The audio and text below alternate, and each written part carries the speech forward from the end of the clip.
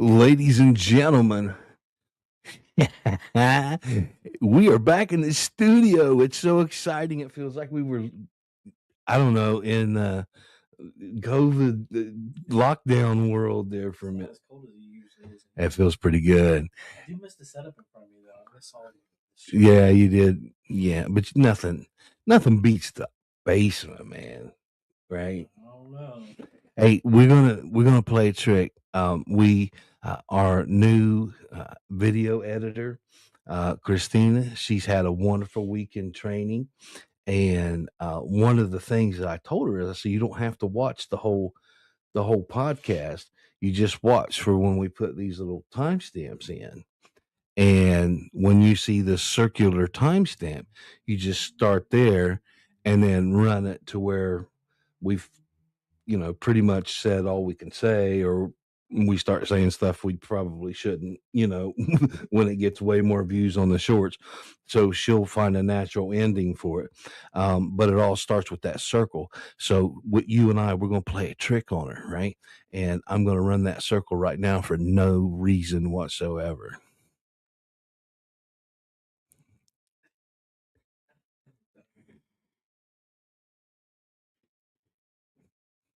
We got you, Christina. That was a joke. Welcome to the team. We are so thankful to have you. You've done so well in your training. But every new organization, every company has their ways they mess with the new folks. So that was your official hazing. Piss her off right off the bat. Very first show she gets to edit. No. Yeah, it was a statement of fact. It was not a discussion item. That's for damn sure. Hey, you just saw us at a party. We're going to be back and talk about that. But right now it's Saturday night, and that means it's time to get comfortable, because it is time for SCDN After Hours. Here we go.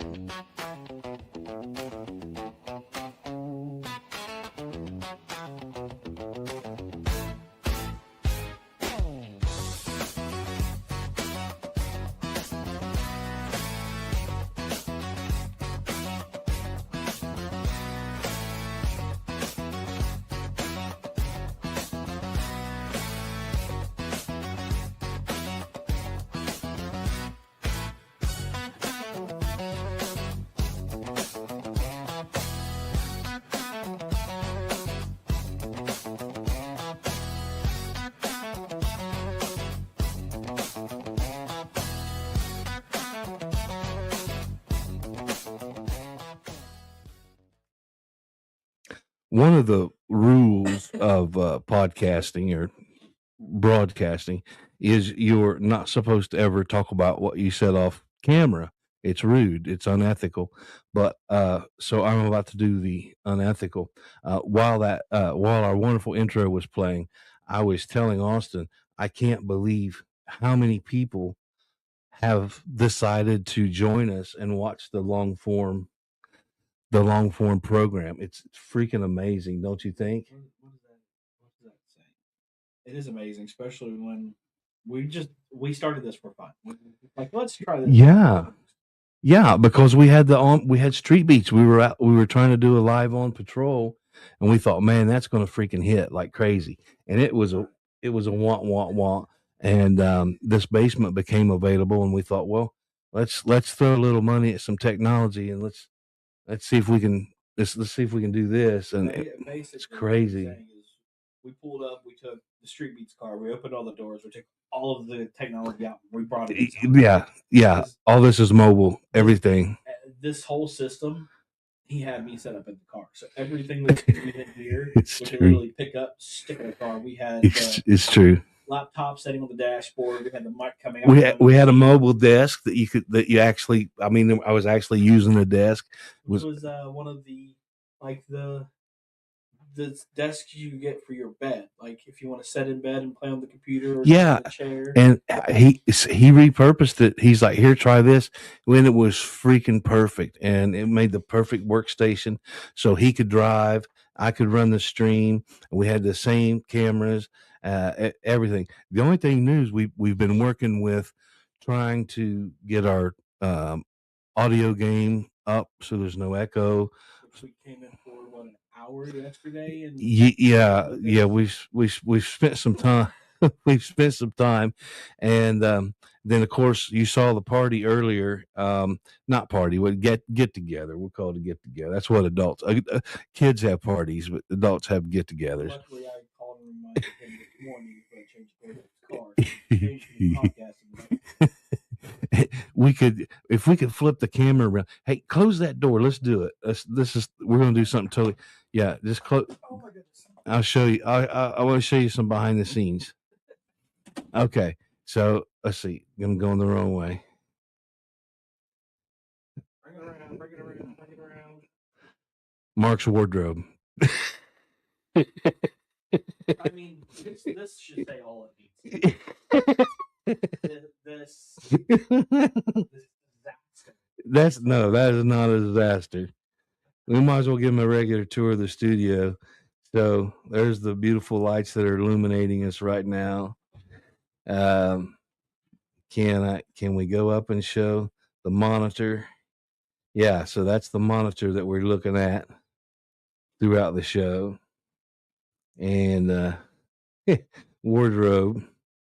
And then here we are. I hate when movies and shit does this. It makes me dizzy. But I did want to show our beautiful shelf. We've got there's Miss Angie, and there's my daddy, and we got the fireplace going. Yeah. So now that's the first behind the scenes I think we've ever done, isn't it? Yeah. Oh man. Yeah, this is not going to make the shorts. I don't want everybody to know what our shit looks like. Hide everything away for a reason. Is you're just like, let me show everybody everything. Yeah. The hidden boxes under the desk and. Oh, there's a lot of electrical equipment in here, and we keep the boxes. So yes. We have boxes, and cabinets, and shelves, and drawers, and so are we on manual or far of our focus? Because far. Okay, so I'll just hit that again. I do have an audio to play because of that whole ethical thing you said earlier. Yeah. I thought you might get a little kick out of it. Go right ahead. What's your customer service?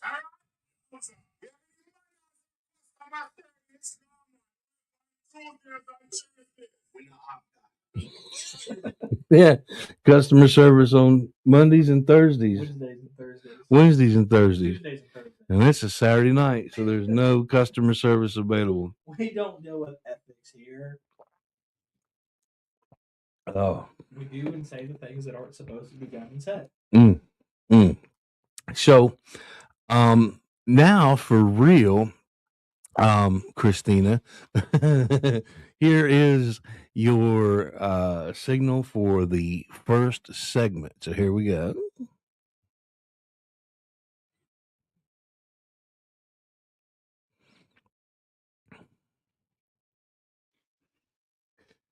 So I don't know how many of you noticed a couple of days ago, there were like cop cars and like unmarked cars, big cars, little cars, everywhere, all across Gallia Street, Robinson Avenue, by Burger King.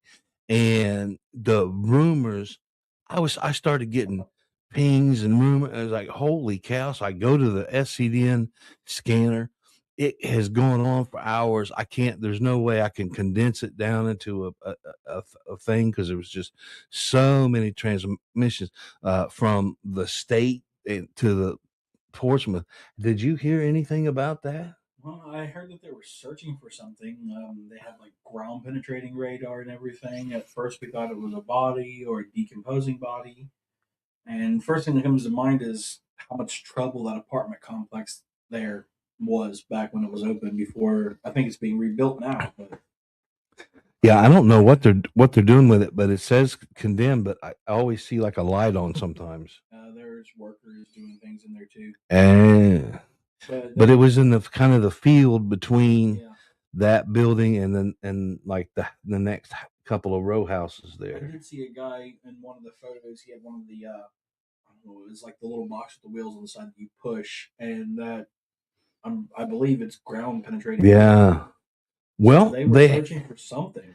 And one of the rumors I heard, you heard decomposing body. I heard that somebody had poured concrete in the really bad inclement weather we had, and neighbors found it suspicious that concrete was being poured in that terrible weather, and they thought it was because they were trying to hide something. That was another rumor I heard. You don't pour concrete when it's 12 degrees. It won't sit right. In the daytime, 70 degrees at night. Yeah. So we looked at the police reports. There was nothing. There was nothing on the police reports. So we reached out to the chief, Debbie Brewer, and we reached out to the I'm going to say his title wrong, co-deputy Jason Hedrick. And so here is the official word from the police department that we were finally able to give, and they gave that exclusively to us, and we are going to share it exclusively with you right now. It's not been released any other place, so here we go. An anonymous tip tied to a missing persons case brought a swarm of law enforcement vehicles and forensic equipment to Portsmouth's Robinson Avenue on Thursday. And for several tense hours, neighbors and passers-by were left wondering if the city was about to become the scene of another tragic discovery. Dark, unmarked trucks and SUVs lined the 2200 block. Investigators hauled out shovels, protective forensic gear appeared, ground-penetrating radar was deployed. Officers searched behind aging homes and examined a pickup stuffed with used furniture and rusted appliances. To anyone watching, it looked like the beginning of a major excavation. Rumors spread quickly. Some feared a body had been located. Others speculated it involved a homicide, or yet another homeless person lost to winter in an area known for nearby camps. But after several hours of intense searching, authorities quietly wrapped up. Nothing was found. What police say happened.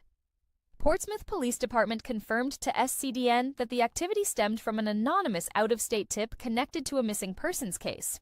Deputy Police Chief Jason Hedrick said investigators brought in outside personnel and specialized technology to follow up on the lead. The activity on Robinson Avenue was in response to an out-of-state anonymous tip that was sent to our department about a missing persons case. Hedrick said, outside personnel and technology were utilized. The anonymous tip was determined to be unfounded. He added that there is no danger to the public. We just have to run down all tips on cases like this. Why it looked so serious. Witnesses reported seeing officers wearing forensic-style protective gear, unloading equipment, and preparing what appeared to be a large dig site. Ground-penetrating radar was used behind several properties, and investigators methodically worked the area before eventually clearing the scene. The heavy response, especially on one of Portsmouth's busiest corridors, fueled widespread speculation online and in the neighborhood. In the end, the search produced no evidence and no victims. The bigger picture police are not releasing which missing persons case prompted the search. But the incident highlights a sobering reality. Southern Ohio continues to grapple with a growing number of unresolved disappearances, particularly involving women. Advocates and families across the region are still searching for answers in dozens of open cases, many of which receive little attention outside local communities. Every credible tip, even anonymous ones from out of state, has to be treated seriously. And sometimes that means bringing out radar and forensic teams, even when it ultimately leads nowhere. SCDN will continue following this developing story and will update readers if additional information becomes available. If you have information about missing persons cases in Southern Ohio, you're encouraged to contact local law enforcement. This is your local news source and your home for real-time, real-life true crime. Isn't that amazing? Isn't that amazing? I think first I want to thank Jason Hedrick, Deputy Chief. I'm sorry, I said that wrong a couple of times, but yeah, I'll get it. I've watched Jason's career, and he's true blue. He's a good asset for the police department to have, and I appreciate his candor. but the story goes on to tell about the homeless issue and the inclement weather, as well as the missing women that is always kind of hung over us a little bit in a time where we're trying to prepare for an economic boom. We still have some skeletons in our closet, metaphorically, that we need to address. We got some house cleaning to do here at home before we can accept new guests. you know what do you think? I think if an insurance company came in and appraised this house for rebuilding, they would just say tear it down and build another one. Oh, where they were. Oh, I mean, you said the whole town Oh, needs a house cleaning. oh, you mean back when they were calling Portsmouth Knocker Down City? Yeah. See, I would like for that, and it's going to change. It's just going to take some time because so many people, your entire generation, was raised with what I believe is fatalistic and nihilistic views that we suck, and the suckiness has been done to us. We're victims, and that's a shame because who taught you that was my generation. Because my generation remembers when it was the tail end, but we remember when this town was really freaking nice, and we watched the decline. And so, because we watched the decline and we were raised in your generation, our frustrations projected to you, and you saw the same thing, and then lived an entire life through it. We just took a picture somehow, but lived an entire life through it. Um, and so it's really, really hard to, move that ship into, more optimistic waters. It's really tough. It's almost fantastical. It's almost, you might as well just start talking about unicorns and rainbows and.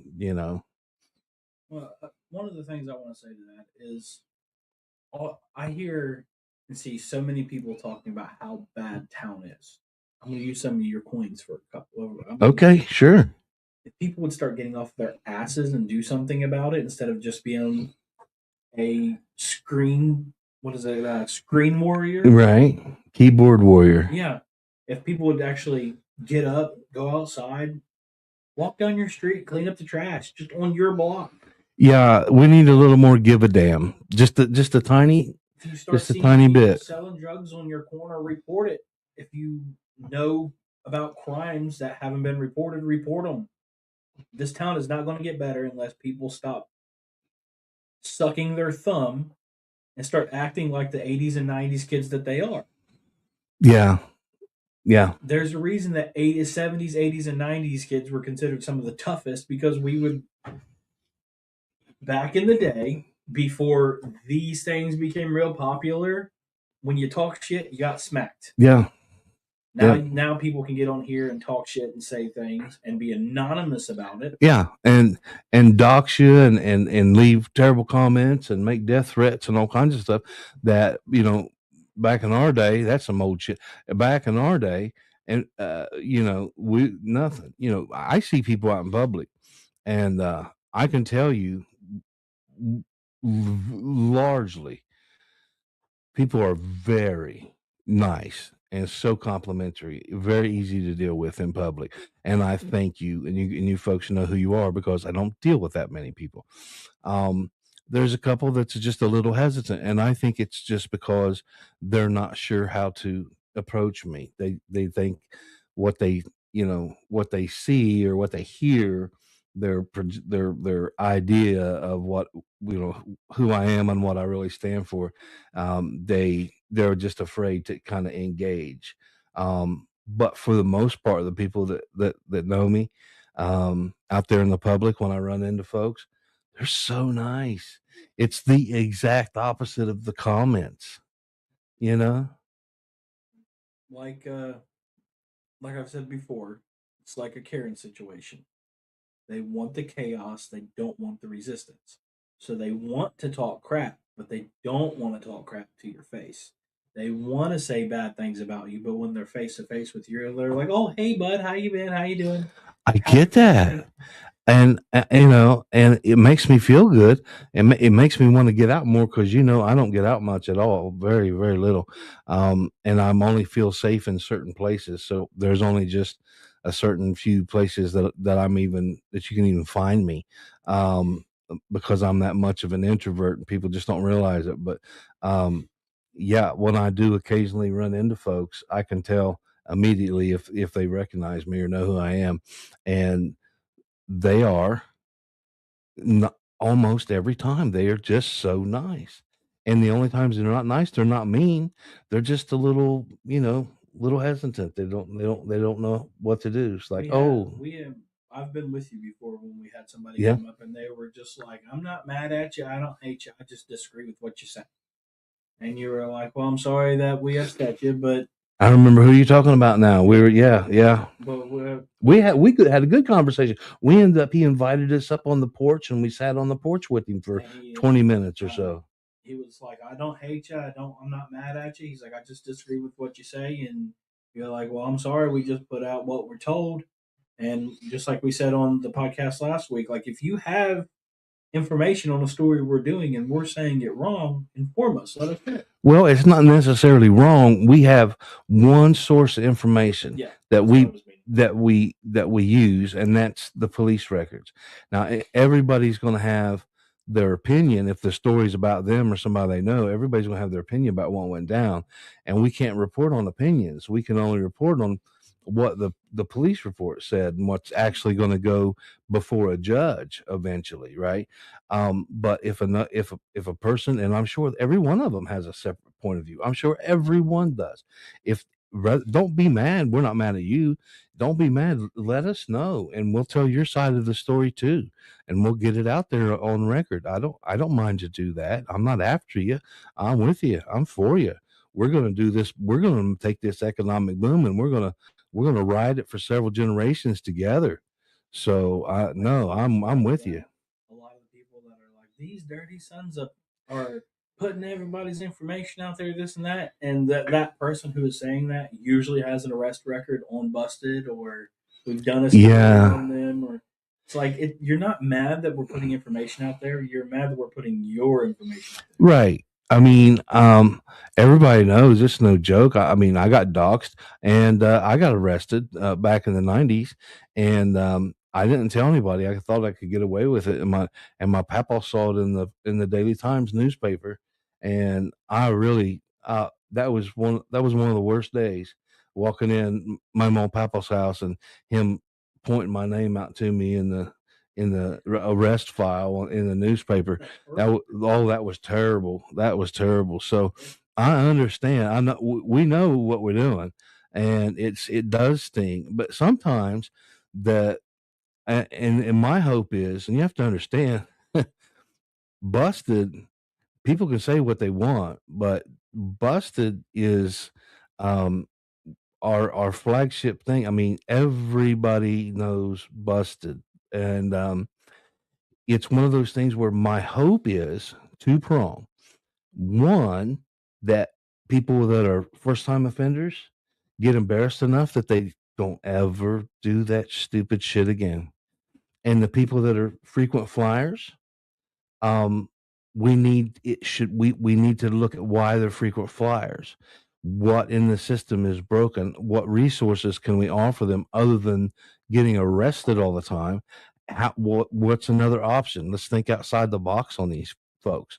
So, and if you read the articles, when we talk about and we put somebody's mugshot up, and it's a whole separate article just about that person, we're not running that person down. If you actually read the article, we give you information on context on why this is continuing to be a problem, and if you find yourself in this situation, here's some resources to do it. So we're not picking on anybody. We're saying here's an issue, this happened to this person, we hope it never happens again, and here's how you can keep it happening in your family. Well, it also doesn't help that we have, I'm not going to say judges in the town, but we have a legal system that will take a felony drug charge, drop it down to a misdemeanor, and go, don't do it again. Go.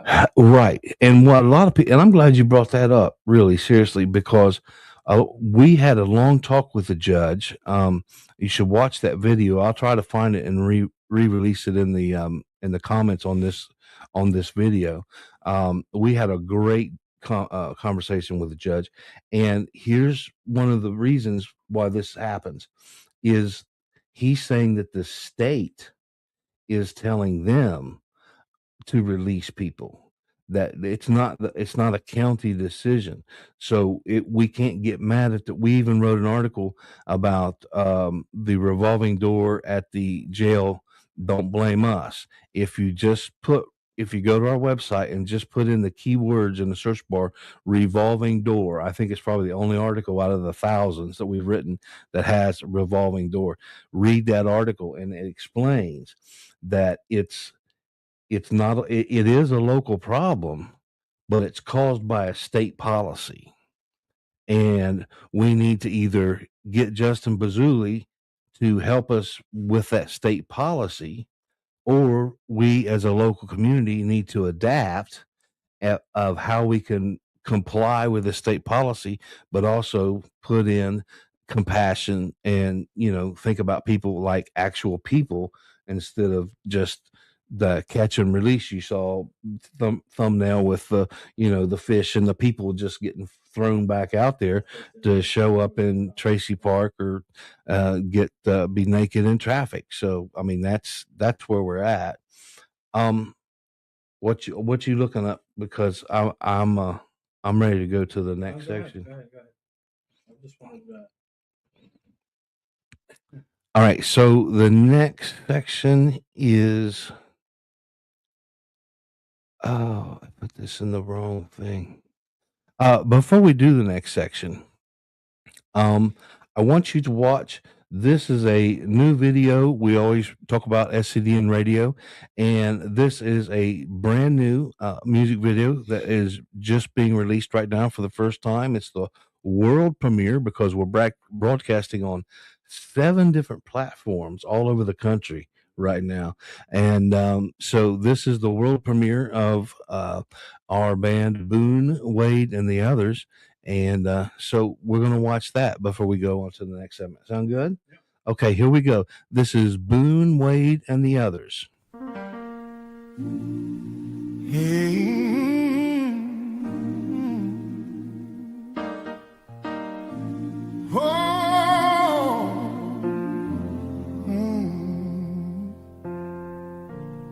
Papa's hands were cracked and quiet. Coffee cup and sunrise steam.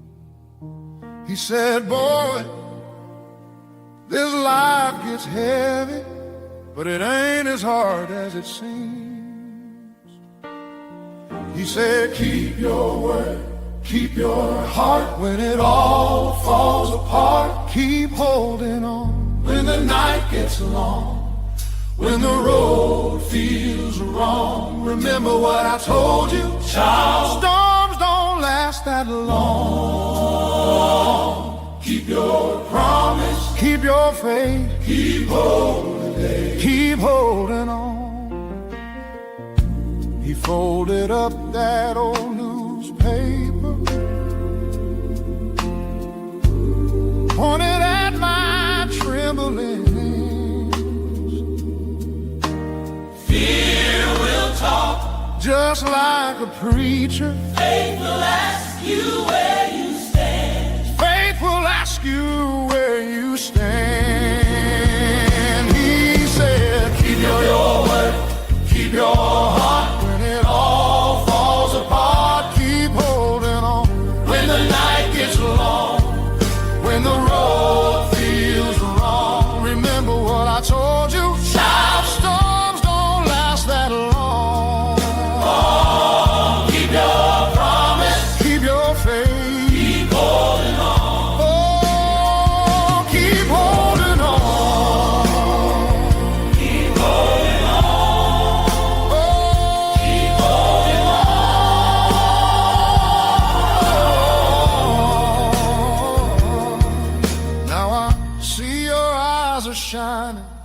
same scared questions I once had. I can hear his voice behind me like a hymn from way back. So when you're tired of the waiting and you're begging for a sign, I'll take your hand and whisper the words that carried mine. I'll say, keep your word, keep your heart. When it all falls apart, keep holding on. When the night gets long, when the road feels wrong, remember what he told us, child. Storms don't last that long. Oh, keep your promise, keep your faith, keep holding on. Yeah, keep holding on. Oh, keep holding on.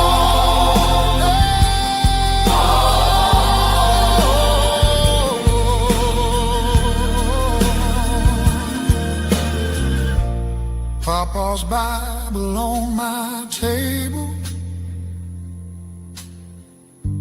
your small fingers tracing lines, same old truth and brand new voices, his old promise in your eyes. Keep your promise, keep your faith, keep holding on. Keep your promise, keep your faith, keep holding on. Keep holding on. Keep your promise, keep your faith, keep holding on. Keep holding on. Keep your promise, keep your faith, keep holding on. Keep holding on.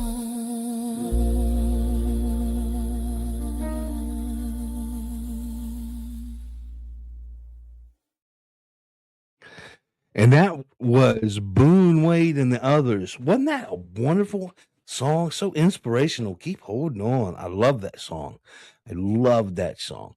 Okay, so we're gonna do just a little bit of banter. And then we'll do Sin's thing. I don't want our editor to have this in the shorts. I have a question.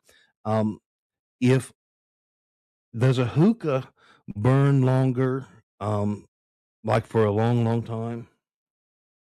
The hookah I had burned for 5-6 hours, unless you were hitting it like a freaking freight train. I mean, do they make it? Because I'm thinking like, what was it, Alice in Wonderland?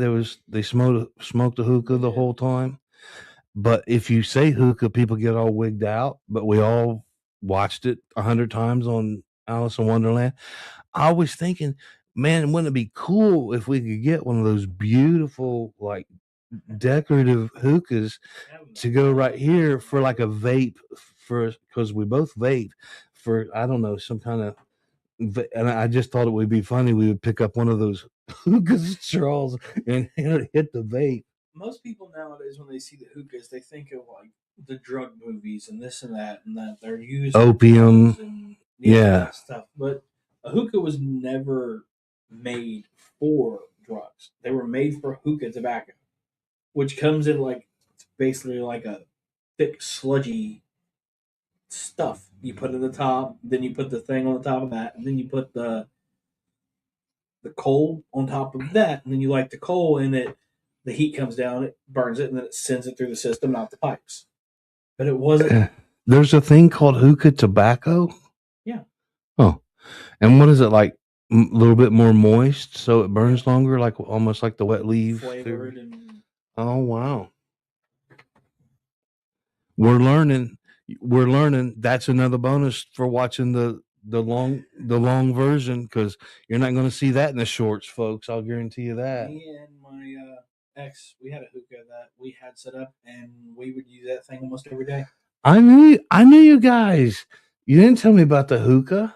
No, this was the ex before that. Oh, so the ex before that. But you got all those bongs that we thought were decorative roses. Remember that? We ordered like 20 what we thought it said decorative roses, and every one was a bong. We bought a pallet, and we thought that they were decorative vases because the box It's said a decorative roses. decorative rose vases.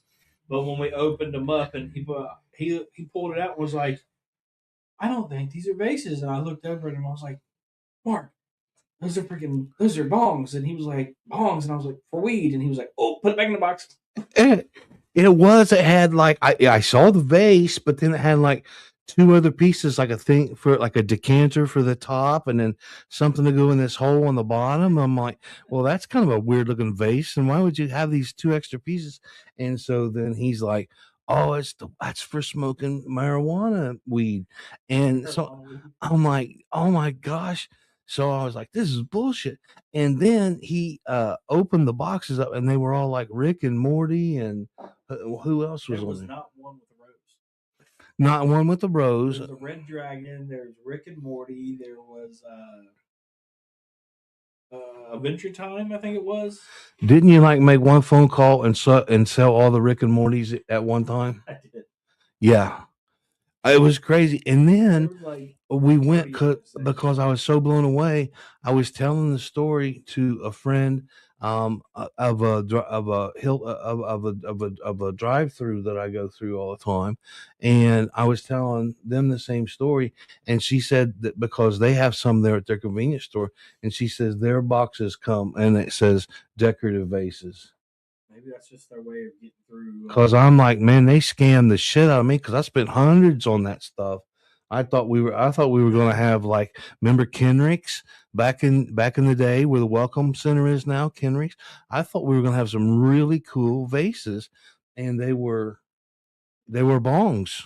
They were Rick and Morty, or some kind of vase anyway. Okay, enough about rose vases. All right, and so we did. We did Boone Wade and the others. So it's time to do this next segment, and this will be Sin Mackley. She has some very important news about Avery's Law. Avery's Law. So let's do first the circles for our wonderful new editor. We got to do this right.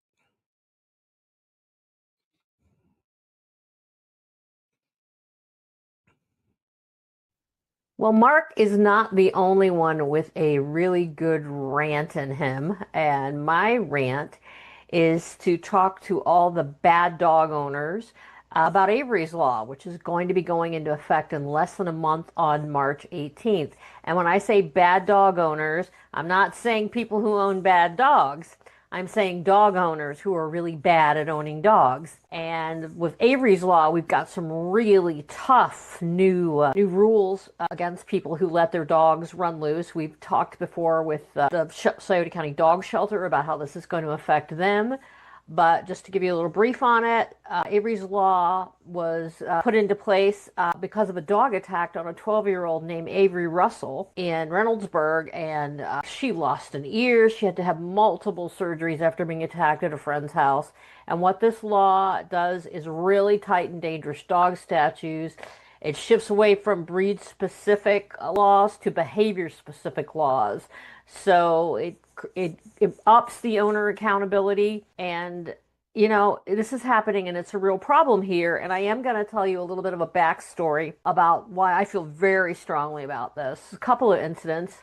One is I was always a little skittish about dogs, and there was one incident while we were waiting for a bus, remember when Portsmouth used to have the little green buses? If you're that old, but we were waiting for a bus, and there was a dog in a yard on a leash, and I was really scared. And my mom was like, no, it's fine. The dog is chained. You're good. Well, it turned out that leash went all the way out to the curb out of the yard, and the dog nipped me on the ankle. It didn't break the skin. Scared the bejeebus out of me, though. And then, so I was always skittish. Then a few years later, when I was in middle school, there's this freaking dog. It turned up right around High and 17th while I was walking down 17th Street to go to McKinley, and it chased me. It blocked me, wouldn't let me continue down 17th, ended up chasing me up High Street. I'm going up High Street. I'm all the way up to the top. It chases me around the road. It gets me out to where I'm actually up on 25th, have to come around, go back down Thomas to get home to Wayne Hills. Never made it to school because I'm being like terrorized by this dog that just kept like almost like hurting me, bullying me, pushing me, being aggressive. And, I tell my mom, and I was afraid to walk to school the next day. And mom's like, I'll walk with you, even though I was, must have been 12 by then.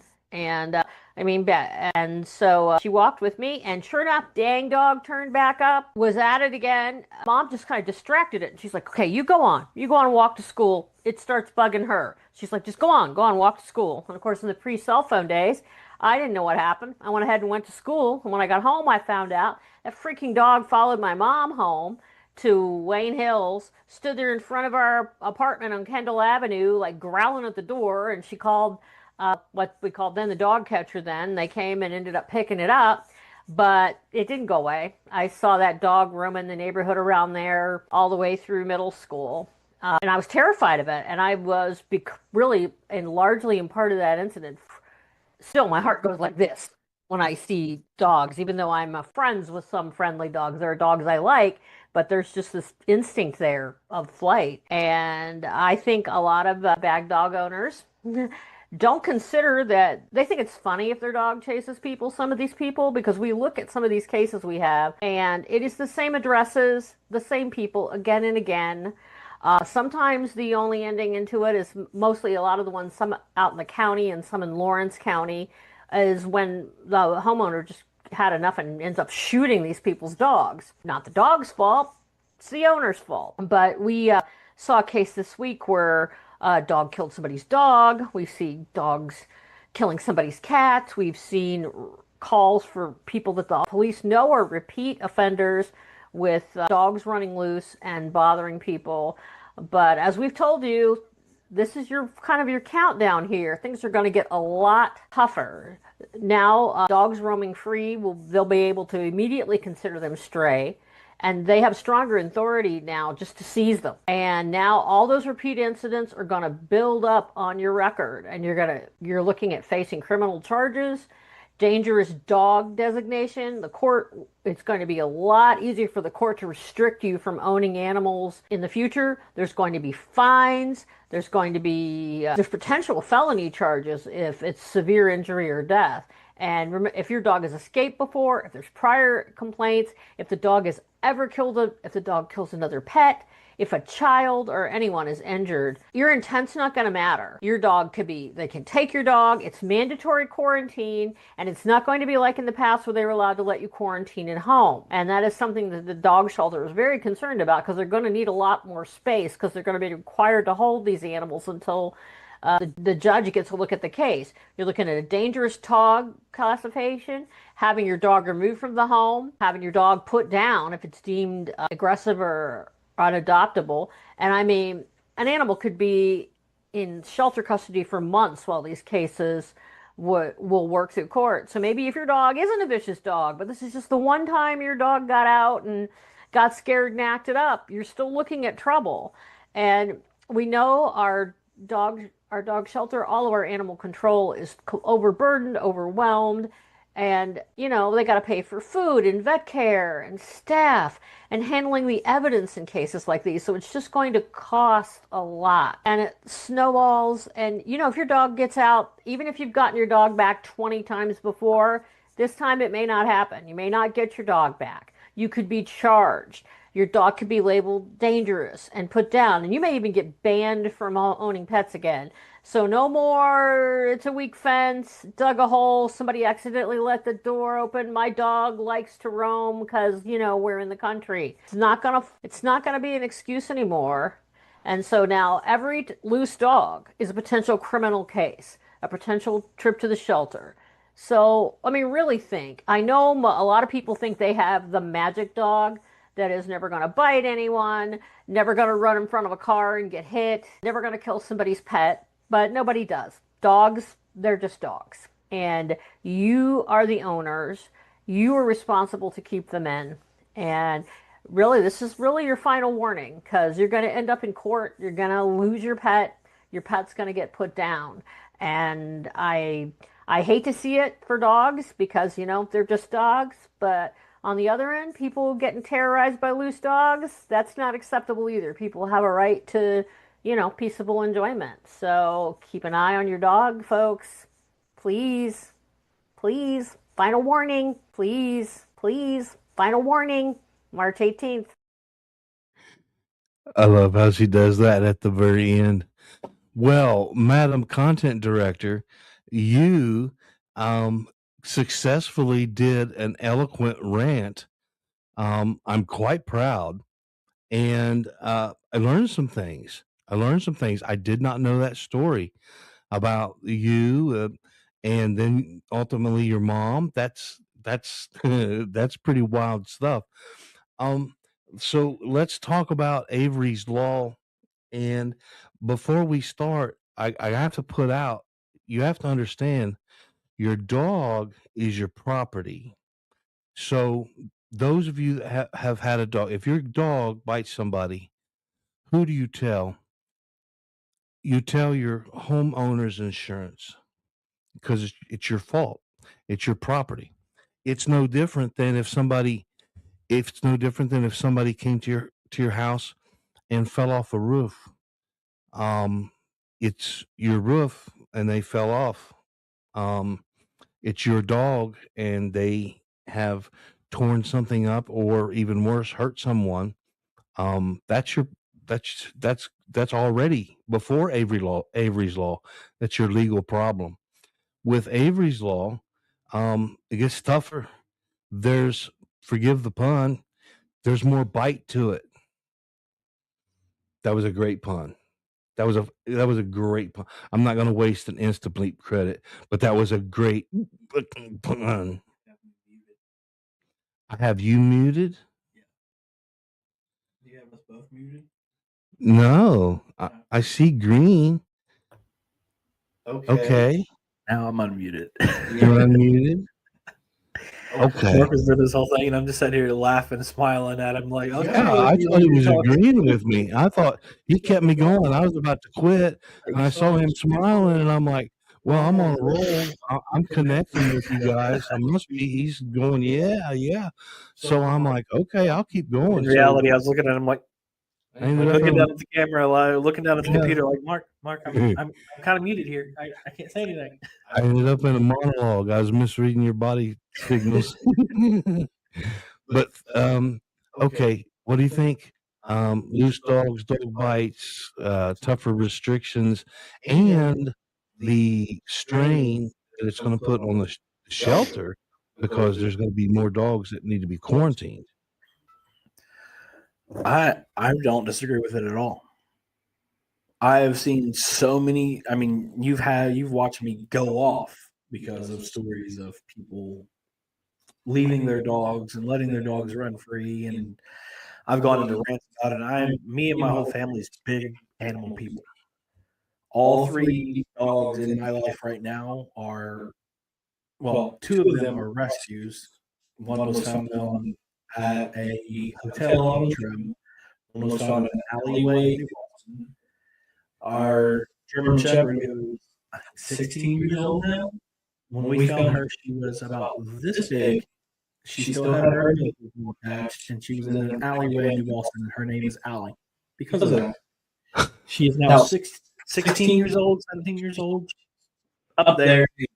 Wow. My mom's fur baby dog, his name is Panda, it was black and white, and she found him at a hotel. That's the one we saw, I said was a pig last week or week before. He walked in right at the door. Didn't mean it disrespectfully. I honestly thought it was I thought it was one of these potbelly pigs people have as pets.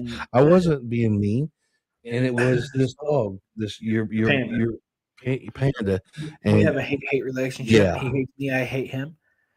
I swear I thought it was a pig. No disrespect, I honestly did. Pigs are cute pets. I really thought it was a pig. But no, I 100% disagree. If somebody lets their dog out enough where the cops don't even have to look it up in their system to take it back home, they shouldn't own that dog. Yeah, I mean, there's the label of a dangerous animal, and then there's the whole thing where you could be just like they take your driver's license away. they could take your ability to have a pet away. And if you live anywhere, if you love pets, you think you love pets, but you're just irresponsible and let them run loose, for half the day and then come home like we did when we were kids, that doesn't fly anymore. There's so many people who buy dogs as an accessory. Oh, Like accessory dogs. a dog is not something you buy just because you feel like having a dog for a couple months. A dog, we have the entire planet, we have the whole human race as our universe.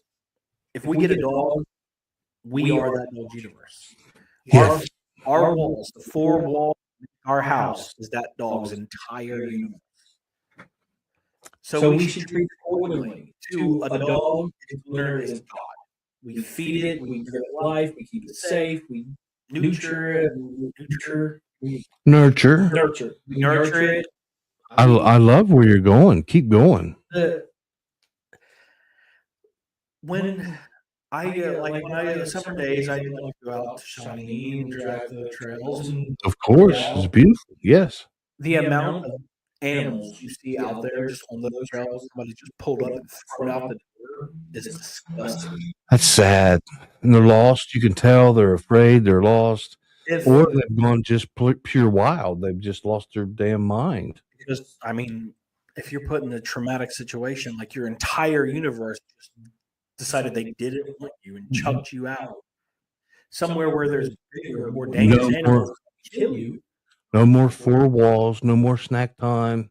No more warmth, more safety. No more I at mean, the bottom of the foot of the bed. You're just out there in the woods. dogs aren't born mean. They're not born evil. Humans create the problem. It's environmental behavior. You can take the sweetest dog possible and give it to a bad person, and within 6 months, that dog is considered a threat. But you can take the nicest person possible and beat him into submission, and they're dangerous. Yeah, people do the same. Yeah. If over and over again, in the current situation, humans are the problem. I mean, look at When it all Terminator, comes down to it. Skynet. Humans are the problem. Nuclear war, humans are the problem. War in general, humans are the problem. All right, I got to play this, and then we're going to go to Austin. All right, I got to play this. SCDN, the #1 choice for your local news, has a coupon code to get your first month of the SCDN Evening Newsletter for just $1. This will allow you to get everything we published delivered straight to your inbox. That bypasses all third-party algorithms and interference. Here's the special coupon code to get the SCDN Evening Newsletter for just $1 for the first month. That coupon code is SB24. Again, use coupon code SB24 and get your first month of SCDN for just $1. See, we thought Austin was going to have one segment, but the way he took over that last segment, Mark's trying to get me canceled. now he ends up with two segments. Okay, You all guys right. didn't see me looking at him like you did on purpose. You know how I am when it comes to pet stories. Yeah, and a lot of us are like that.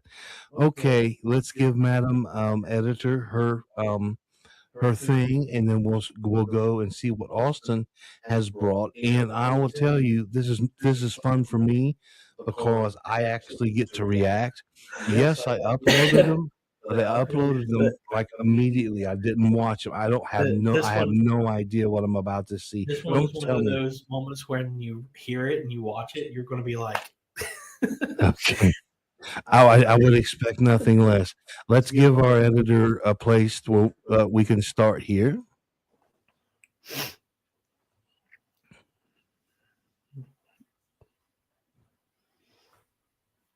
I like the little.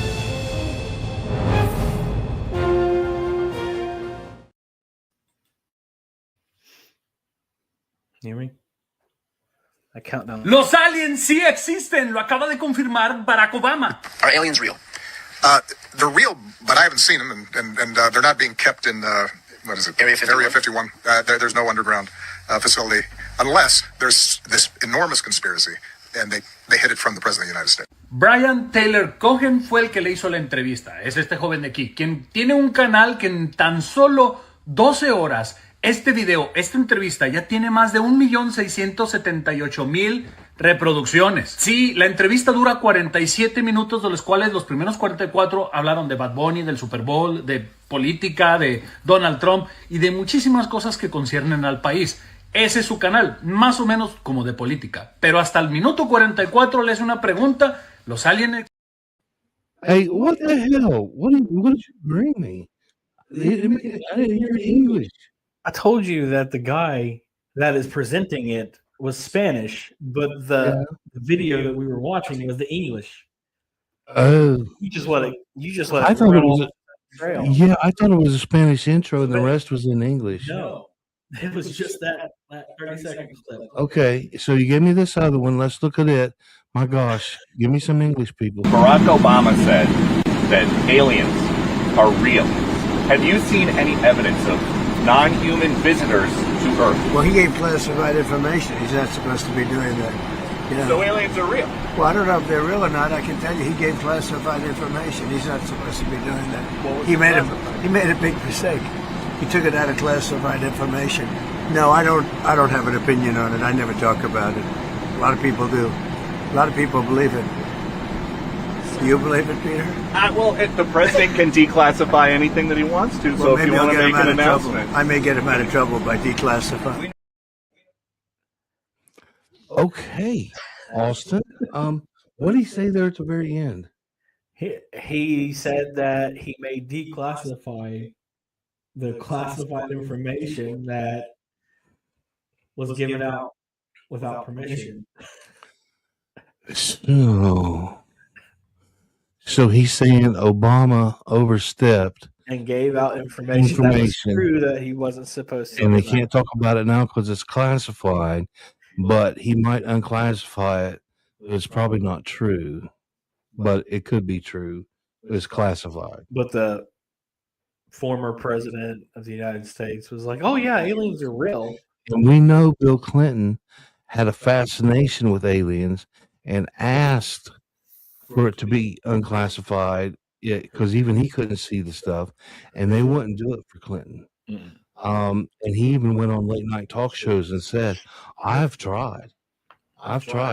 There's record. He tried at least 5 official times, not just making calls to Bob saying, look, dude, hook me up.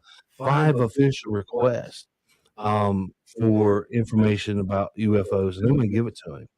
And then somehow Obama, he knows something, and now apparently Trump knows something. Are we getting closer to disclosure, and is there anything to disclose? The presidents know. What do you think? This is a discussion. We have Obama saying, oh, yeah, it's true. But we're not hiding it, but it's true. And then we have Obama or Trump saying, well, he gave out classified information. He's not supposed to be giving out. So that basically tells me that Obama said that they're real, and Trump said he's giving out classified information. He knows that Obama's not lying, but he's not going to let it out himself. Until it's declassified, which he can do at any time, because he's done that. Declassify anything, he redacts it. Yeah, okay. Then we go back and we give you a history lesson, Grasshopper.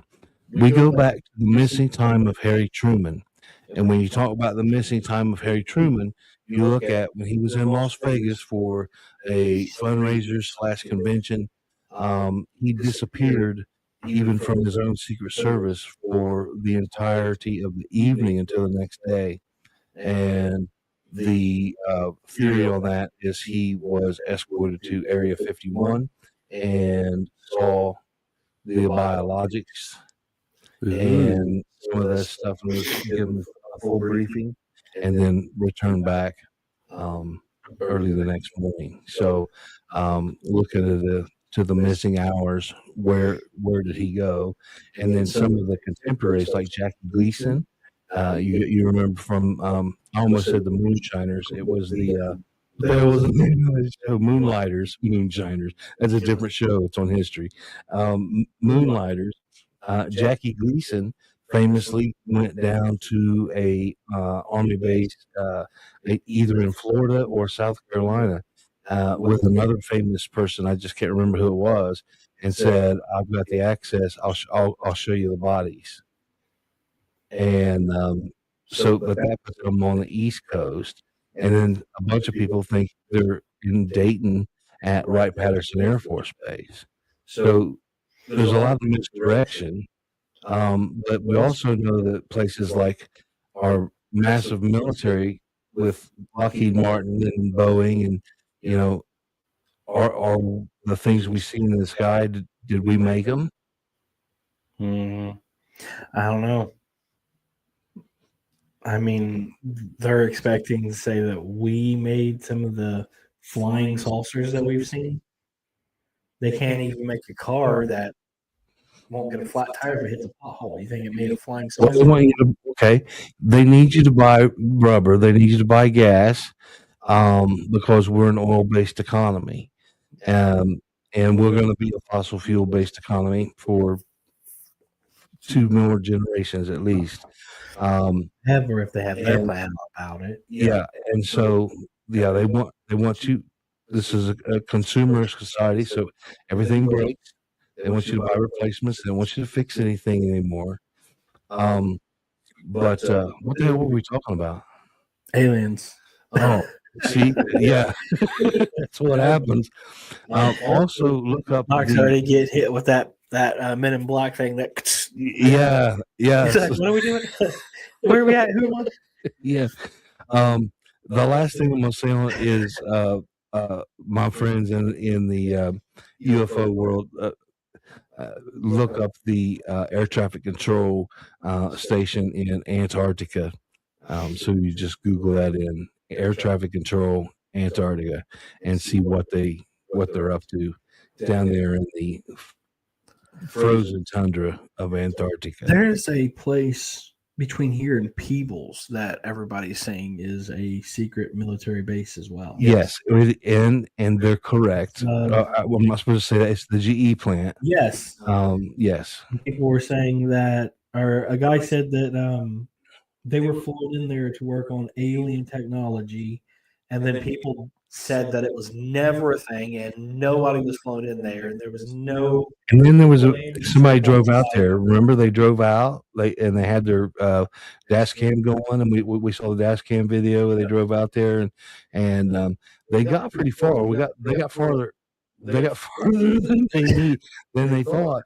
But then the security guard finally caught up to them, and it got a little bit creepy because cars started coming around, and yeah. But they said that there was never in the entire time of that place was there an airstrip on site. Satellite images show an airstrip. There's cars that watch you when you get close, just like Area 51. They chase you if you get too close, just like Area 51.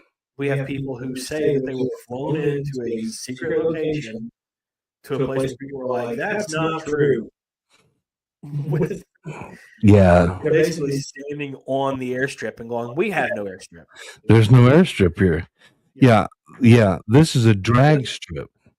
Yeah, we have races here with the employees for morale. Like, there's no airstrip as somebody's in there. You're clear for landing. Get out of the way. I'm looking at a landing strip.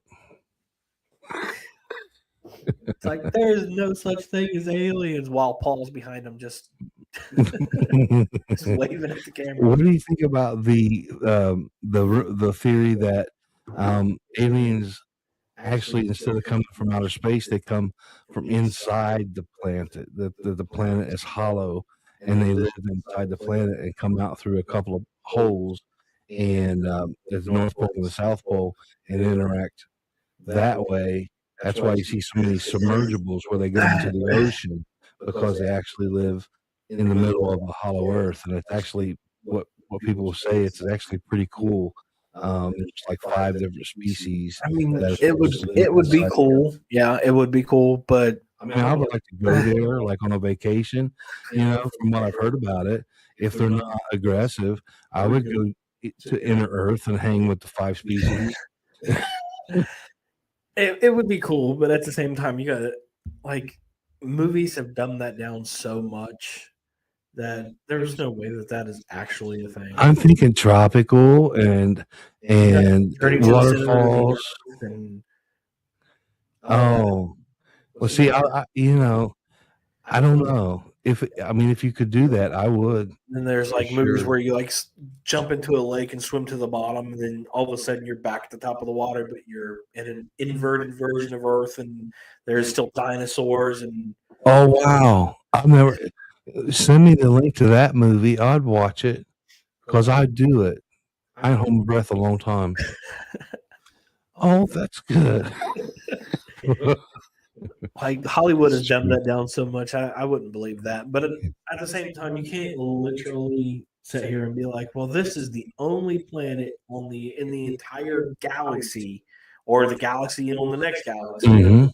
That this is the only planet that has found the right Well, right setting for living growth. Right. But they say the people that believe that we went to the moon still say that Neil Armstrong and I don't know who else went with him, Daryl Strawberry, I think. They saw things on the moon and reported that they saw like intelligence on the moon. If you believe they actually made it through the radiation belt and actually did it, and it wasn't a Stanley Kubrick studio scenario. But those transmissions say they saw stuff on the moon. They saw. So the question is, there could be a base on the dark side of the moon. There has been, I think there's been interviews with them where they said that they seen things. They're not allowed to say what they seen, but it was enough to tell you that they will never go back. And that's why we've never been back, because we can't figure out how we can go there and dominate. Because we want, of course, we want to own the moon, right? We want Greenland, we want Venezuela, we want to own the moon. I do remember watching a documentary about something about that, where it was unconfirmed, but it was a person from NASA who talked with the astronauts, and the person said that they reported back that the astronauts had seen something and said that they were returning to their ship and they were leaving and they will never come back to this planet. And that they were talking about the moon. So what about the people in the International Space Station? I mean, sometimes like feeds get cut, like they show stuff, and then all of a sudden the feed You'll gets. see a little blimp roll. Yeah, but then when the people come back, because people, they come back. One guy got stuck for a real long time, but they come back, but nobody ever says they saw anything. They always talk about how great and wonderful it is and how successful their whatever experiment they did was, but they never say there's some funky shit out the windows. Have you ever seen somebody talk about something and then see them again? Well, I guess if they want to have a continued, if they want to continue, they're going to keep their mouth shut. Oh man, the U.S. government has a whole different meaning of a NDR. Yeah, NDA. Yeah. Oh well, that's the perfect time to show you guys this.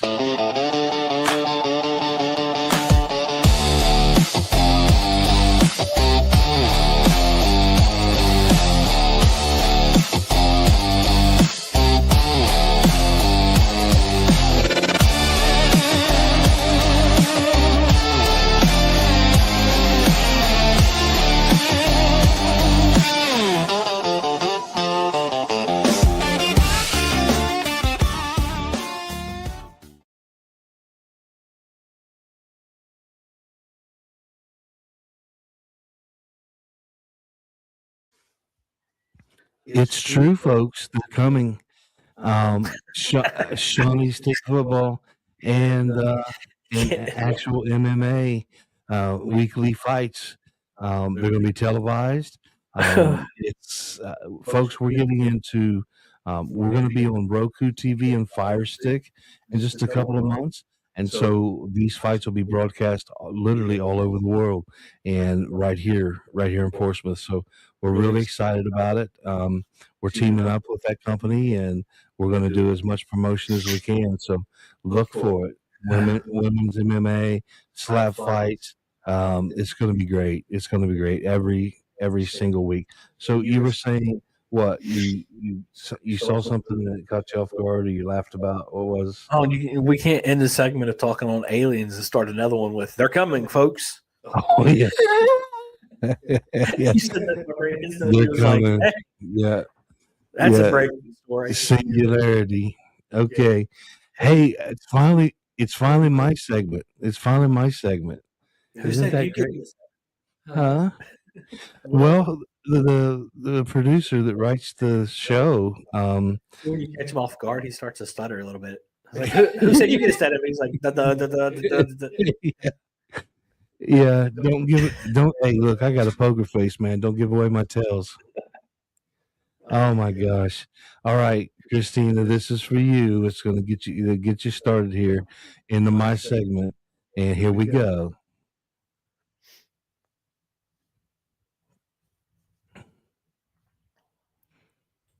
This county has worn decline like a winter coat. Heavy, familiar, hard to take off. And it freaking stinks. Years of closures and broken promises taught us to brace instead of build.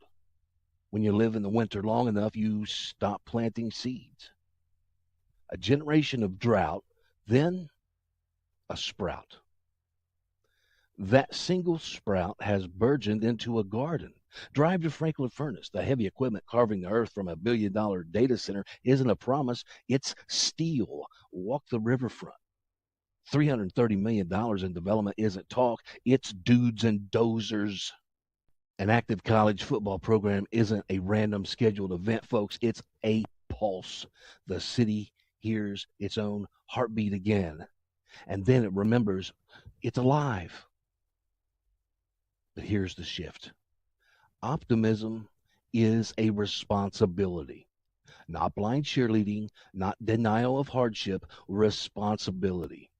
History's clear about what happens to those who refuse to adapt. Look at Blockbuster, mock streaming. Look at Kodak. They buried its own digital cameras. Sears assumed the world was just going to circle back around to them. They didn't collapse because change arrived. They collapsed because they ignored it. And you know what, folks? Communities can do the same. We call skepticism wisdom. We can mistake caution for strategy. But staring into the rearview mirror while the road bends ahead is not realism, it's negligence. This isn't 20 years from now, guys. It's 20 months. The tide is rising. Build boats. Some say they need to see it to believe it. Well, then go see it. Walk the job sites. Count the machinery. The rain has already started to fall. Stop predicting drought. Bless God we made it.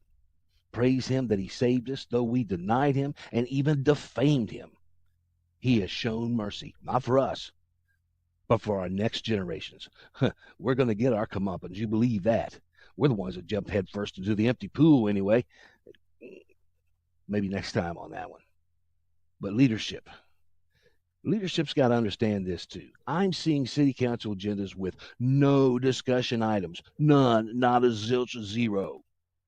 In a season of transformation, silence is either ignorance or surrender. Discussion items should fill pages. Planning should be urgent. Preparation should be relentless.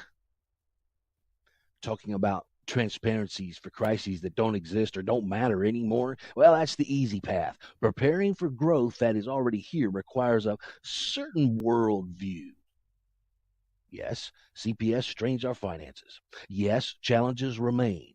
But governing like collapse is inevitable, while investment pours in like boarding up the windows after the hurricane's already passed. Every storefront in town should have a big sign that says, optimism required. Every job application that deals with working with the public in any capacity should include an optimism evaluation. Optimism is oxygen. It fuels preparation. It demands adaptation. It requires courage. Who is better poised to lead the transformation than the people who stayed? The shop owners that kept their lights on, the families who refused to leave, the hotel owners who should already be drafting expansion plans, you, your mama, your granddaddy. They did, and they deserve this. Don't take this from them. There's a reason to keep living. There's a small part inside of me that kind of needs an update on that from time to time. A reason to keep working. Those 100,000 silent prayers whispered across the county did not vanish, folks. They've gathered over us. We'll report it. But more importantly, we're here to help. Any politician ready to prepare. Any business owner ready to grow. The future of Scioto County is not flickering, it's rising. And optimism, real optimism, is our responsibility. Oh, yeah. Heads up, Mark. A heads up. I'm sorry. Sorry about that. You don't have to worry about cutting that out, Madam Editor. We'll just leave that be. Okay. We'll continue to remain optimistic. So that was my rant. So I didn't take 20 minutes. I could do it more precisely. It was the same monologue I would have read, but I would have gotten off the way called decent path as he yawned. I'm very much fucking guy over here yawning. Optimism. He's asleep over here. What do you think? Can we be optimistic about? I mean, what's happening to us? Of course, we can't see it yet, right? But we know it's there. It's like, how y'all, like when you get a promise of a paycheck, maybe like a tax return, and they say you got $2,000 coming, how good that feels, even though you don't have the $2,000 in your account. Stimulus checks, you don't have it in your account, but by gosh, man, it feels good. It's coming. And then when it hits, you're like, yeah, I know, baby. And I got plans for this, right? This is a big version of that, okay? It's the stimulus check in the mail. We know it's coming. And when it hits, baby, it's going to change the face of this county, of our city, and our politicians need to understand that and become poised in that direction. And they need to stop talking about past crises, or I love they always use the word transparency. Of course, transparency. Think of another word, please. I'll help you. We'll work together and we'll find a replacement for the word transparency. But let's just stop that, okay? Stop it, please. That's not a campaign. Nobody votes based on transparency because everybody promises transparency, okay? So do something amazing. Actually give transparency. Like from the start, at all times. Yeah. I mean, sort of like we're doing now. Wouldn't it be nice? I promise if you elect me, I will be transparent. How about just be transparent? If you have to say you're going to be transparent, you're not going to be freaking almost like I was not transparent before, but I promise to be transparent in the future under the condition that you vote for you put me in office, I won't lie to you anymore. Maybe, possibly. Unless jig is up, I'm still going to do it. Unless what you want me to do is in conflict with something else that somebody that pays me more money wants me to do. Oh my goodness! My transparency comes with the dollar sign. I love this guy. Oh, I love this guy. Keep this in. Keep this in, Madam Editor, please. We're having a good time. I think the folks would like to hear this part. But yeah, I mean, our politicians, when we have discussion items, there's a thing we get the agenda before the council people. Did you know that? We know what's going to be happening at the meeting before the actual city council members know it. That I mean, I'm just saying. You should see how how the kids do it now. They do this right here, right?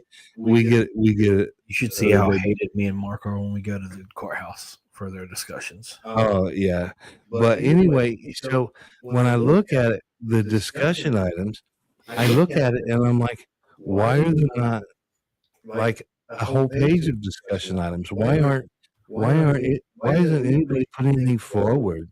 I mean, even bad ideas. Nobody, even the most ludicrous, stupid idea, which I can name a few and hurt some feelings, but I won't do that. But put something on the discussion, man. This affects us all, and you represent your individual wards. So you think about your individual wards and how they can contribute or reap the benefits of the money that we know is coming, that stimulus check that we finally got the last word. Yes, this is happening. We know soon we'll have a check to cash. City council, you need to think about how that impacts your ward. You need to think about how that impacts the city. You need to think about how you work with the city manager and how that affects city services. And we continue to push the understanding of whose road is it anyway. And people talk about the roads, and I wish this road to get fixed, and I wish that road to get fixed. We just the other day released a thing on the roads, and 2 separate articles we've written over the years about who's in charge of what roads. So whenever you bitch, you know where to direct your bitching to. I'm usually the one bitching about this. Yeah, and so we do that. We make that available to you because we want to know the answers too, right? Because we're the people's news. We're more you than we are them. I mean, we're way more you than we are them. I saved an Insta bleep on that. I just kind of said, I mean, to be the U.S. government nowadays, you have to learn the Hitler salute. So, well, yeah, but I'm talking these local, because we're about to have a local boom, and our local leaders need to understand and prepare for that local boom, right? And we're about to have an election, the primary election, and the people coming in whenever they do their platform speeches and their fundraisers, and they tell people why they should vote for them. I feel like the messaging is more about we're solving problems and we're in this decline when we're not. I mean, the future looks bright and we got to wear shades. So we need a leader to help us with that optimism and get us ready for that boom that's coming, and help be the cheerleader with the liaison that we elect, the elected official, with the state that has the ability for the grant writers to write the exact grants that we need to help us with the infrastructure and the things that we want to have. And stop worrying so much about the nothingness. I mean, what are you doing? Part of your job is to think. Part of your job is to contribute. What are you contributing? I'm sorry. I love you guys. I know all of you, and some of you very closely. But what are you contributing? I mean, we voted for you. We love you. But, I mean, other than money that we have to spend and just voting on, yes, we need to spend it, and a fire school reimbursement that keeps coming up for the last year and a half. That's it. We got nothing else to say. I got stuff to say. Y'all want ideas for the discussion item thing? Hey, shoot me a thing. We all have our independent conversations going. You know it. We don't make that public. The fact that we talk, that can be public. Shoot me a message, and I'll give you some discussion items. Huh? We can do it that way. But take pride in your ward. Take pride in your city, and put forward constructive discussion item for the city council. Would you please do that? We elected you to do that. So kind of, I don't know, do it. Okay, so there you go. Basically, what he's saying is get your thumb out of your ass and start doing your job. But I think I said nicer. Yeah, we don't do nice. More respectful. We don't do that. That's only on Tuesdays and Thursdays. Saturday. I love you. Yeah, that's true. That's true. Tuesdays and Thursdays. Here we are on Saturday, after hours of all places. Exactly. I think we can say. I think we can say that. Oh Get my! your thumb out of your ass. Stop waiting for the next information upload, and start doing something. What we're about to see is something that I can see. I can see. I'm a visual guy. I almost said visionary. I'm a visual guy, and I can see. Literally, I can see it as clearly as I can see those stupid freaking stage lights staring at us. I can see what this town is going to look like in 5 or 6 years. You see the light. Go into it. No, I don't want to go into it. And that's why I said the monologue. And I revealed a little bit about my mental health that I need to kind of update with myself if I have a reason to live or not. And this kind of gives me a reason to live. I want to see this. I want to see this play out. I want to see how it works. You're not allowed to die. We're still pissing people off. We've got a job to do. Yeah, and you know me better than anybody. I have a hard fucking time, dude. And you know, sometimes it's just like, you know, I don't know. My medical team will see this, but anyway, sometimes it's just hard for me to just like I want to just.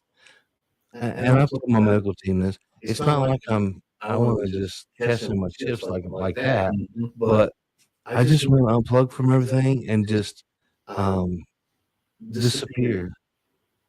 You know, just like just fade off into the thing. And if you know, if a bottle of rum and some sand ends up in my crack, then I'm cool with that. Well, for one, don't put a bottle of rum in your crack. I didn't say put a bottle of rum in my crack. You said some rum and some sand end up in my crack. It's true. It's true. Supposed to put a bottle of rum up there. I didn't say that. Damn it. I did not say anything about a bottle of rum. Now, see, people are going to twist this. They're going to take this and snip it and turn it around. There's going to be millions. Mark Craycraft said he wants sand and rub up his ass. And who are those people? I didn't know you watch that kind of stuff on the internet. Who are these people? So to read what Mark said, if he winds up with his butt in the sand and a bottle of rum in his hand, it won't be so bad. And he'll look like the yard gnome that he really is. He's a walking yard gnome, and the yard gnomes are kind of like he's passed out and he's got a bottle of beer stuck in his butt. I think you got me that. And then the RV? Yeah. He's like a little guy, like this big, and he just sets out. Yeah, he's bigger than that. He's substantial because he can make the trip and not slide around. He lives right there on my sink in the RV, and I can drive everywhere, and dude stays right where he's at. I think he's like holding a bottle of beer in his hand, and he has an empty bottle of beer up his butt. Yeah, he's passed out, and he's bare butts up in the air, and there's a bottle of beer in it. And he gave that to me. It is so funny. I love it. And yeah, it's in the RV. It's in my bathroom. It's on my bathroom sink in my RV, and he knows how special that RV is to me. So it's in a special place. Special place. We're gonna do this. Thank you, Christina. We're done. If you're still watching on the editing part of it, I don't know how far she's gonna do. Are we? Yeah, true. I'm gonna start. I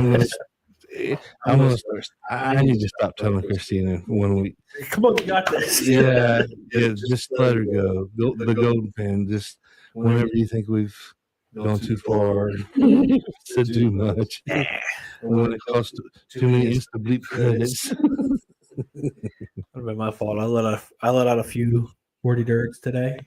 Oh man, and let's we did that real short video right before we came on, and how we were at that exclusive RSV party, and We might still have time to get back there. I mean, it's only. Yeah, it's early enough we can get back there. I'm looking at our time. Oh my gosh, we're right perfect on time. Oh my gosh, right just now, literally 9 seconds ago, we hit our perfect time and we're doing our outro. So this is really cool. We are right on time. Oh, this is so smooth. I hope the focus issue that we were having, I hope that helped. I hope this is a better broadcast for you guys. I hope that our microphones, we worked really hard on trying to help these microphones, and we hope there's no, oh gosh, we hope there's no echo, all that stuff. We really want to make this as nice as we can for you guys. And of course, shooting anything, and you guys know this, with all of your selfies and your homemade porn, whenever you try to film in low light, it is very difficult. It is very difficult to film in low light. No, I'm just talking about other people. So I'm well connected. I'm well connected. I'm talking about other people.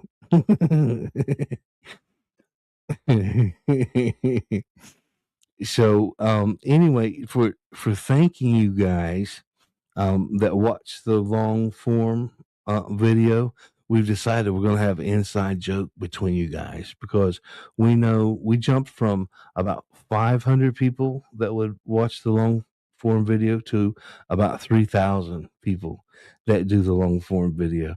And that's just on one of our platforms. And we have 7 platforms that we are simulcasting to right now. So Mic went off again. it shows. It wasn't even when you said it was mine. I kept moving the mic around. Okay, because it shows. Might need a new power wire. I don't see. Okay, say power wire again. Power wire. Power wire. When I move it around, it comes undone a little bit. It's fine. I'm so afraid this is going to echo, and I hope not. I want this to be a really good show. But you believe in yeah, that's what we use the echo for, is old auto tune. That's what it sounds like. But for you guys, we're going to close out here. But for the folks that listen to the full broadcast, we want to share something so important. Do you remember Charlie Pickles' story? Remember the story of Charlie Pickles? Yes. And then we wrote a song about Charlie You wrote Pickles. a song. Yeah. I wrote a song about Charlie surprised Pickles. just as much as you guys. And so now we have a performance of the song Charlie Pickles. And so for you, this is an inside joke. This is a big I wanted to talk about that RSVB party. I think it's cool that those kind of parties exist here in town, where it's like only just a few people know, and it's in a secret location. And I've tried to talk him into opening a club a few times. I really like that idea. They turn me on. I really do. That really. You should never say that again. That rang my bell. All right. So, all right, this is for you guys and Charlie Pickles. Oh, take it away. Charlie Pickles was a damn good friend of mine. At a champagne party, Charlie brought jars of moonshine. Charlie Pickles was a damn good friend of mine. Charlie Pickles was a damn good friend of mine. Charlie Pickles was a damn good friend of mine. At a champagne party, Charlie brought jars of moonshine. Charlie Pickles was a damn good friend of mine.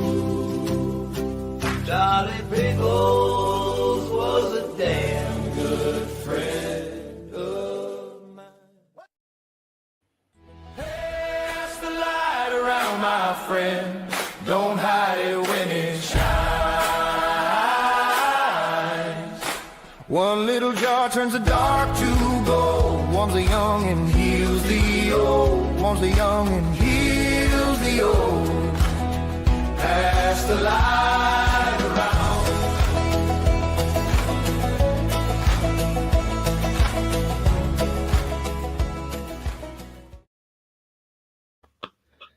It's the power. It's all right. It's the power. It's the power of live.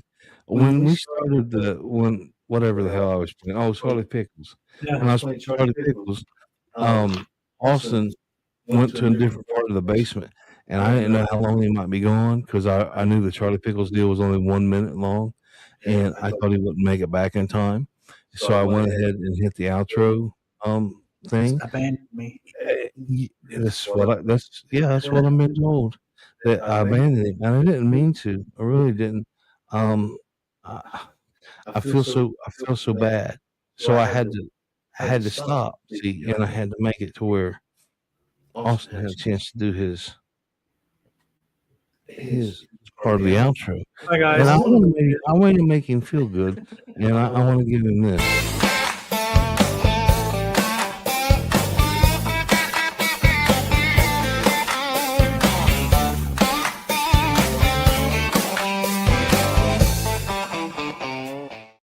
Agree. What is it? I went to the spot that was still showing off on the camera, and I was just like, Yeah, he loves the Danza News Bunny. Hey, we got a new news. We have an updated News Bunny, and yeah, he's fun. He's fun. He's so cute, and it just dawned on me that I made him, and he's so cute. He's so cute. And when I was getting ready for this show, I forgot to upload him. So I never even thought I didn't think we were going to use him. I was planning the important parts of the show, what I thought was going to be the important parts of the show. But I want to share the new News Bunny with you. So would you remind me next week that I share the new News Bunny? Maybe instead of maybe we'll have it. You're gonna replace Baby Toots with the News Bunny? Oh, Baby Toots will be pissed. The two options, yeah. Yeah. Well, we'll let Baby Toots do something nice, but we'll let the News Bunny at least introduce himself. I'm sure him be like, okay, and here's this stupid bunny for you guys to watch. Oh, he's gonna do that. He's gonna want more juice boxes because he's like, bunnies eat more because you got to keep giving them vegetables and stuff, and vegetables are way more expensive than applesauce, canned peaches. All right. Thank you guys. This whole part right here is all for Austin because he came back in. He was so hurt. His whole demeanor just fell down. His shoulders slumped, and it was so sad. All right, so you go ahead and say you're really that's the whole thing. You made all that deal for that. Yep. Y'all, he made me feel so bad.